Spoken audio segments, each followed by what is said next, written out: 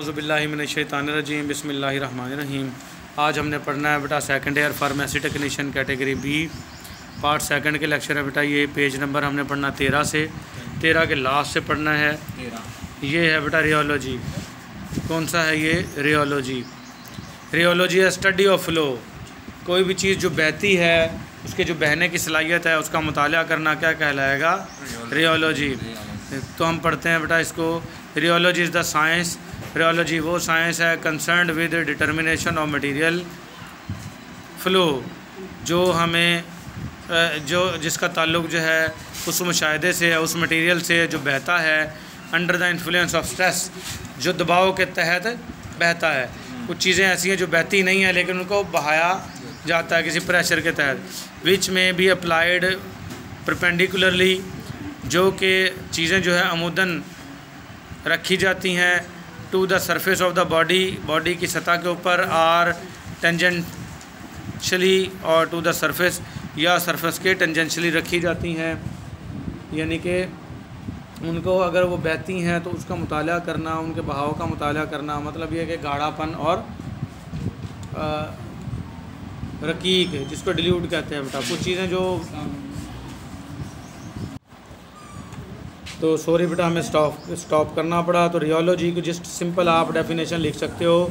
Rheology is the study of flow, बस। Equipment use in rheology process. Rheology process में कौन कौन से आलात इस्तेमाल होते हैं?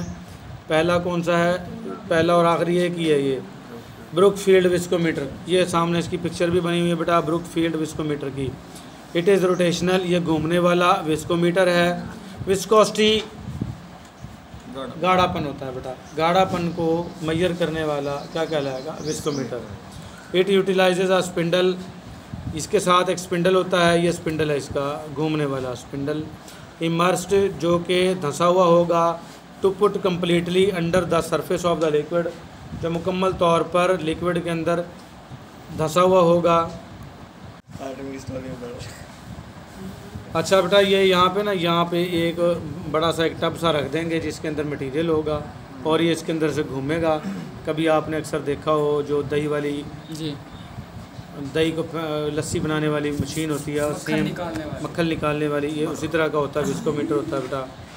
ठीक है। इन द सैंपल के अंदर एंड मेजर्स, और ये पैमाइश करेगा द रेजिस्टेंस, जो मज़ाहमत होगी टू मूवमेंट, इसको घूमने में, ऑफ रोटेटिंग पार्ट, इसके घूमने वाले हिस्से के, जो घूमने वाले हिस्से में मज़ाहमत होगी उसको ये मेजर करेगा। वेरियस स्पिंडल्स, मुख्तलिफ़ किस्म के spindles and several rotational speeds are available, मुख्तलिफ़ किस्म की रोटेशनल स्पीड्स मौजूद होती हैं फॉर गिवन विस्कोसिटी रेंजेस, जो दी हुई विस्कोसिटी रेंजेस होती हैं। ये यहाँ पे बेटा नीचे दिया गया ना, ये व्हील्स है, ये घूमता है, ये भी मुख्तलिफ़ किस्म के हैं और इसकी स्पीड भी अप डाउन की जा सकती है।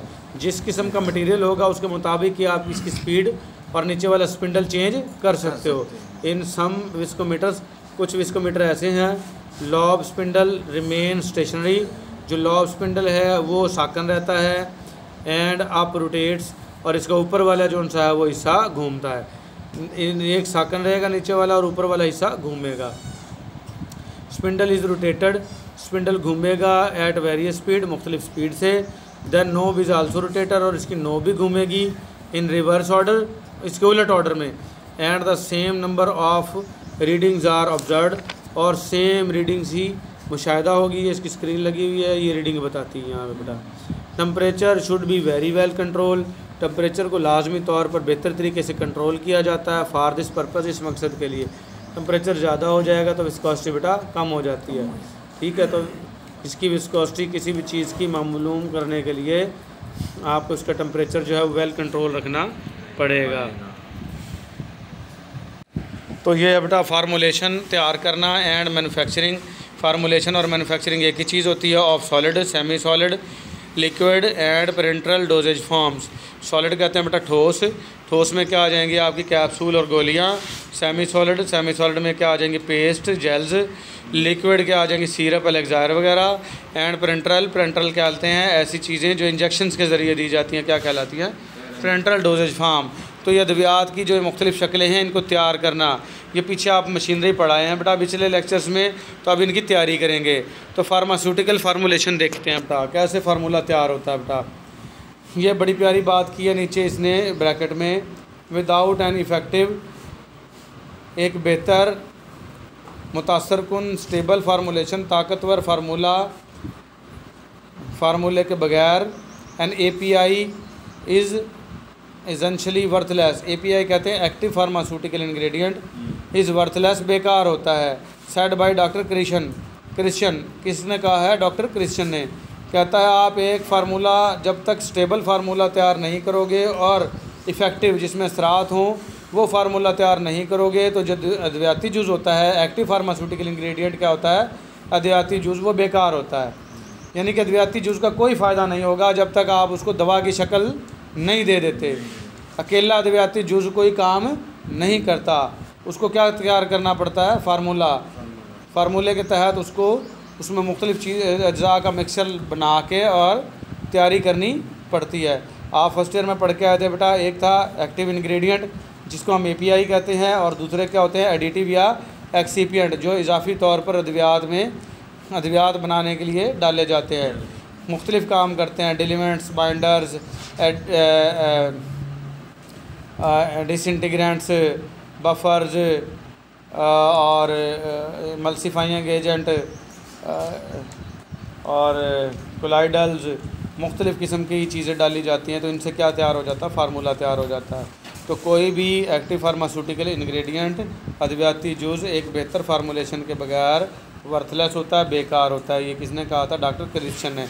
ये मरूज़ी आ गई थी हमारी बारी में भी, ये मरूज़ी आपको भी आ सकती है। कहता है बेटा फार्मास्यूटिकल फार्मूलेशन, अद्वियाती जो फार्मूला होता है इन फार्मास्यूटिक्स फार्मेसी में, इज़ द प्रोसेस, ये वो प्रोसेस है इन विच जिसमें डिफरेंट केमिकल सब्सटेंसेस, मुख्तलिफ जो कीमियाई अज्जा होते हैं, इंक्लूडिंग द एक्टिव ड्रग, जिसमें एक्टिव ड्रग भी मौजूद होती है, आर कम्बाइंड, इनको हम मिलाते हैं to produce a final medicinal product, ताकि हमें एक फ़ाइनल अद्वियाती प्रोडक्ट मिल सके। इसका हम मिक्सचर करते हैं। इसका बेटा मैं अभी बता चुका हूँ, एक्टिव फार्मास्यूटिकल इंग्रेडिएंट को एडिटिव या एक्सीपिएंट्स के साथ मिलाते हैं और एक फार्मूला तैयार हो जाता है।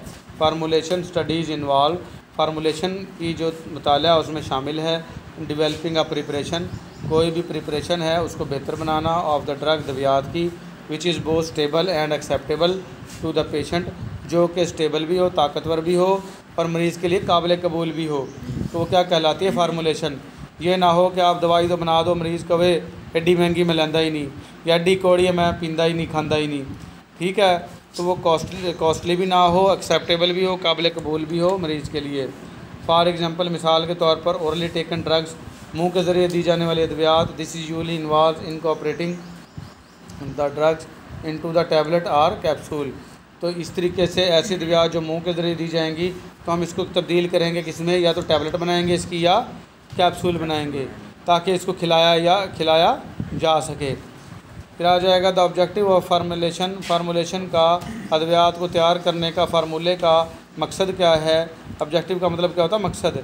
टू डिज़ाइन देना एंड मैन्युफैक्चर, और तैयार करना मेडिसन अद्वियात that deliver to the drug, जो कि डिलीवर की जाती हैं अद्वियात टू द पेशेंट, मरीज़ को, इन द रिक्वायर्ड अमाउंट, जो कि अमाउंट उसको चाहिए हो, जैसे 500 मिलीग्राम, 250 मिलीग्राम, 1 ग्राम, रिक्वायर्ड अमाउंट में मरीज़ को डिलीवर की जा सके। तो फार्मूलेशन का मकसद क्या है? कि दवा की ऐसी शक्ल बनाना, ऐसा डिज़ाइन देना कि जो मरीज़ को रिक्वायर्ड अमाउंट है वो पहुंचाई जा सके एट द ऑप्टिमम रेट, उस रेट के तहत, necessary to achieve the desired therapeutic benefit, जिससे हम इलाज के बेहतर नताइज हासिल कर सकें, एंड बेटर शेल्फ़ लाइफ, और उस दवा की शेल्फ़ लाइफ भी जो है वो बेहतर हो सके। शेल्फ़ लाइफ कहते हैं बेटा वो वक़्त जब दवा बनती है और जब तक मरीज़ उसको इस्तेमाल नहीं करता, तो शेल्फ़ कहते हैं वैसे अलमारी को, तो वो दवा अलमारी में ही पड़ी रहेगी, खानों में ही, मेडिकल स्टोर में ही पड़ी रहेगी, तो वो जो है क्या कहलाती है? Shelf life. या मरीज़ उसको ले गया अपने घर में जाकर उसने रख दी है, तो वो भी क्या है? Shelf life. तो शेल्फ़ लाइफ के दौरान दवा ख़राब ना हो, ठीक है, तो उससे हमें बेहतर इलाज के नताइज भी हासिल हो सकें, और जो दवा जितने दिन तक इस्तेमाल नहीं होती, शेल्फ़ लाइफ है उसकी, तब भी ख़राब ना हो, ठीक है। Give stability of the product, और प्रोडक्ट को ताकत दे सके। तो ये किसका मकसद है? फार्मूलेशन का। तो अद्वियात को फार्मूला तैयार करने का मकसद ये है कि अद्वियात को डिज़ाइन करना ताकि मतलूबा मकदार में दवा मरीज़ को पहुँचाई जा सके और आपको इलाज के बेहतर नताइज हासिल हो सकें और दवा जब तक इस्तेमाल नहीं हो सकती उसमें ताकत भी कायम रह सके। तो ये क्या था, फार्मूलेशन। तो ये था हमारा आज का लेक्चर बेटा। आज तक formulation and manufacturing of solid dosage form. Solid dosage form क्या थी, कैप्सूल और गोलियां जो नीचे बना रखे हैं, ये कैसे तैयार होती हैं ये हम पढ़ेंगे अगले लेक्चर में। आज के लिए हमारा इतना ही, मिलेंगे अगले लेक्चर में। अल्लाह हाफिज़।